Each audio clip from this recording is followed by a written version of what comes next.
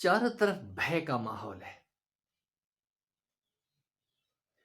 मौसम ऐसा लगता है जैसे सब कुछ उथल-पुथल होने वाला है और एक से बढ़कर के एक नई बीमारियां नित्य खड़ी हो रही हैं। मन भयभीत हो जाता है। ऐसे में क्या करूं?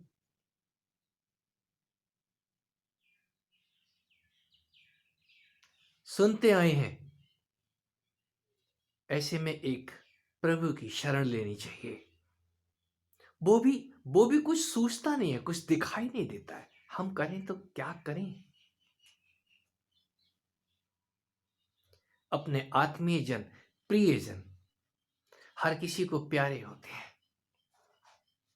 ये संसार तभी तक संसार है जब जब तक हम एक दूसरे से जुड़े हुए हैं।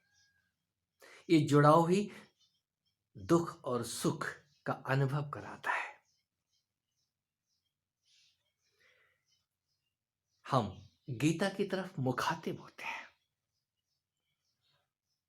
हे अर्जुन, मैं इस समय बड़ा हुआ महाकाल हूं और इन सब लोगों को ग्रस लेने के लिए उद्यत हुआ हूं। तेरे युद्ध ना करने से भी ये सब के सब मारे जाएंगे। मैंने इनको पहले ही मार दिया है। तो उठ, युद्ध कर और निसंदेह ही तू युद्ध में बैरियों को जीतेगा। यश प्राप्त कर। मेरे द्वारा मारे हुए इन शत्रुओं को तू मार। ये शब्द गीता से हैं और आज भी कारगर हैं उनके लिए जो धर्म में थोड़ी सी भी रुचि रखते हैं, शांति के लिए हाथ पैर मार रहे हैं कि हमको शांति नसीब नहीं हो रही है। हम शांति के लिए ध्यान, तप, पूजा, जाप सब कुछ कर रहे हैं, लेकिन हम शांत नहीं हो पा रहे हैं। ये सब उनके लिए गीता से वचन। यहां जो कुछ भी हो रहा है, चाहे वो जलवायु परिवर्तन हो रही है, चाहे किसी बीमारी का कहर आ रहा है, ये तो आना ही है। हे अर्जुन, इन लोगों को नष्ट करने के लिए, यहां लोग आज से नष्ट नहीं हो रहे हैं, यहां सदा ही नष्ट होते रहते हैं और इनका नव निर्माण नित्य ही होता है। नित्य ये नई दुनिया सजती है। ये दुनिया का पता ही उनको चलता है जो इस दुनिया से थोड़ा एक किनारे हटके खुद के मनन में लग जाते हैं। उनके ही मन का उदय और अस्त आप ही, हम ही प्रति क्षण पैदा होते हैं। और जो ये बात समझ जाता है वो शोक से एक तरफ हो जाता है। ऐसा नहीं है कि वो समाज से विरक्त हो जाता है या कोई काम नहीं करता, खाना नहीं खाता है, पानी नहीं पीता है, सोता नहीं है, जागता नहीं है, उस सारे कृत्य करते हुए भी कुछ नहीं करता।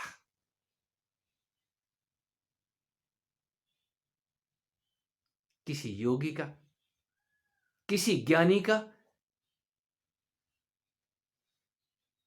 जो भी अंदर का मन है, वो जब जाग जाता है, हनुमान एक अद्भुत शब्द पूरी रामायण में किसे नहीं याद है कि हनुमान कौन थे। अगर हम मनन करें तो ये हनुमान कौन? श्री कृष्ण के चरित्र में हलधर शब्द और राम के चरित्र में हनुमान शब्द, ये दोनों शब्द मिलते जुलते हैं। आप मनन करके देखें। हलधर, उनके पास हर समस्या का हल था। कोई भी समस्या हो, हलधर के पास हर एक समस्या का हलधर था। इसीलिए वो हल हल जानते थे और हल निकाल लेते थे। दूसरी तरफ हम हनुमान, हलूमन, गांव के भाषा में हनुमान बोलते थे। हनुमान का आज चरित्र पहलवान जी निभा रहे हैं। हनुमान बनेंगे, आज लंका दहन होगा। ये हनुमान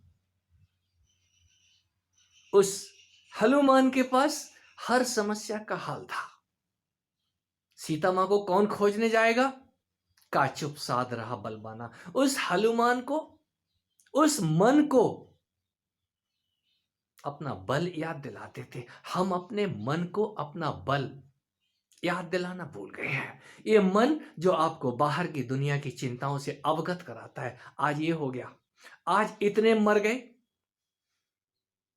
आज भयंकर तबाही आने वाली है, एस्ट्रॉयड धरती की तरफ दौड़ा आ रहा है, धरती खत्म हो जाएगी और फलानी तारीख को दुनिया ही खत्म हो जाएगी। ये कौन खबरें लेकर के आ रहा है? भय का वातावरण। हम बाहर की खबरें सुन सुन के अपने आप को भयभीत कर लेते हैं। जब भयभीत कर लेते हैं तो आपका मन ही भयभीत होता है। हम मन से जुड़ गए हैं ना। इस मन के पास एक हल भी है। यही मन जब पलटता है तपस्या की तरफ, ध्यान की तरफ, जाप की तरफ। ये जाप क्या? जाप वही वही जाप है जिसके जपने से आपको आनंद आता हो, आपको सुख की प्रतीति होती हो, वो जाप है। तप क्या? तप कोई आग में तपाने वाली बात नहीं है। तप का मतलब ही है जिसके तपने से आप उस सत्य को जानने लग जाएं।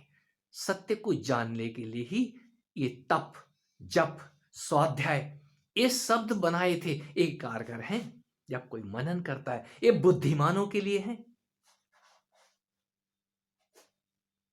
और कोई बुद्धिमान जब मनन करता है, हलुमन, वो मन हल निकाल के लाता है। फिर मन ही हल निकालता है, मन ही शांत होता है।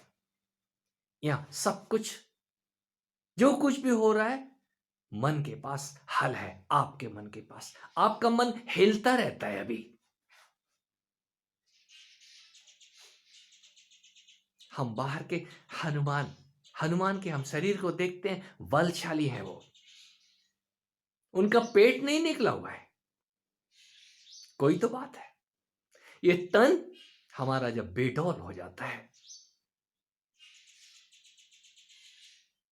वार्ता लंबी ना हो जाए, मैं इतना ही कहूंगा, इस तन के साथ कहीं वो हनुमान एक एक सानिध्य में, उनका जब सानिध्य में आप उनके साथ हो जाते हैं, उनके शरीर को ही देख के ही हम थोड़े प्रभावित हो जाते हैं। ब्रह्मचर्यवान, ब्रह्म तेज से दमदमाता हुआ उनका चेहरा, और सदा ही नजरें नीचे झुकाए हुए वो श्री राम और मां जानकी के आदेश की प्रतीक्षा करते हैं। आपके आदेश की प्रतीक्षा हो रही है वहां पे।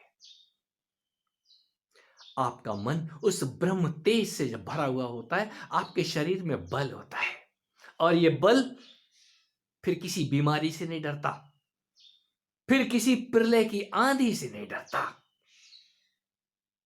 ये मन, इस मन की ध्वजाएं आपको एक बार दिखाई तो दे। आपके रथ के ऊपर ये ध्वजाएं हैं कहां? इस तन के साथ ही मन जुड़ा हुआ है। कहीं मन वो लाल ध्वजाओं से, उस लाली से, उस स्वास्थ्य से युक्त हो जाए, मन ही रुग्ण हो जाता है। मन को रोगी होने से बचाने के लिए हनुमान, फल फ्रूट खाने वाले, थोड़े में काम चलाने वाले, मंगलवार, आपके मंगल को मंगल कर देने वाले, आपके जीवन में मंगल लाने वाले, मैं उस अद्भुत मन रूपी हनुमान की याद दिला रहा हूं। और वही हनुमान अर्जुन के रथ पे सवार हैं। महाभारत, तब जो महाभारत था, आज के महाभारत में कोई खास अंतर नहीं है। वो महाभारत यदि किसी ने ध्यान से देखा है, टीवी पे भी अगर ध्यान से देखा है, तो आज भी वो महाभारत, चारों तरफ वो महाभारत ही हो रहा है। चारों तरफ हम ही रथ दौड़ा रहे हैं।